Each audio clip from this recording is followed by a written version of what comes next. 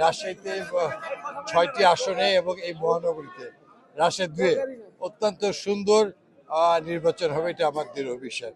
স্বতঃস্ফূর্ত মানুষ এই নির্বাচনে অংশগ্রহণ করবে এবং নির্বাচনে ভোট প্রদানের দিক দিয়ে রাষ্ট্রের অবস্থান অতীতের মতো এবারও অনেক ভালো এবং সবচেয়ে বেশি হবে।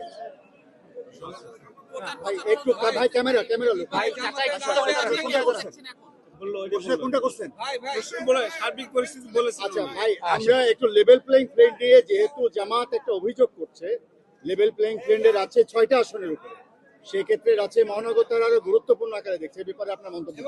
আমরা এখানে সবাই ভাই ভাই, আমাদের ইতিমধ্যে অত্যন্ত সৌহার্দ্যপূর্ণ পরিবেশে নির্বাচন হচ্ছে। এ ধরনের কিছু কথা কেউ বলে এটা ব্যক্তিকেন্দ্রিক হতে পারে। রাজশাহীর মানুষ দেখছে রাজশাহী শান্তির মহানগরী। 2004 সালে সারা বিশ্বে Rajshahi highest happiest city in the world হয়। এই মর্যাদা রাজশাহীবাসী অতীতেও রেখেছে। হ্যাঁ, প্রশাসন সবার সঙ্গে সুন্দরভাবে ইয়ে করছে। আর আমি বিশ্বাস করি যে রাজশাহীর প্রতিটি পরিস্থিতি রাজশাহীর প্রশাসনের অন্তর্গত এবং মানুষের অনুকূল্য। এই ভোট অত্যন্ত সুন্দর হবে, এটা আমার দৃঢ় বিশ্বাস। আপনার বিজয়ের ব্যাপারে আপনি কতটুকু? আমাদের দল বাংলাদেশ জাতীয়তাবাদী দল, শহীদ জিয়ার আদর্শের দল, মহান স্বাধীনতা ঘোষক বেগম খালেদা জিয়ার গণতন্ত্র সুপ্রতিষ্ঠিত করার দল। এখন এই মুহূর্তে সারা বিশ্বের অত্যন্ত জনপ্রিয় আমাদের প্রাণপ্রিয় নেতা জনাব তারেক রহমান নিরবিচ্ছিন্নভাবে 17 বছর দলকে সুসংগঠিত করেছেন।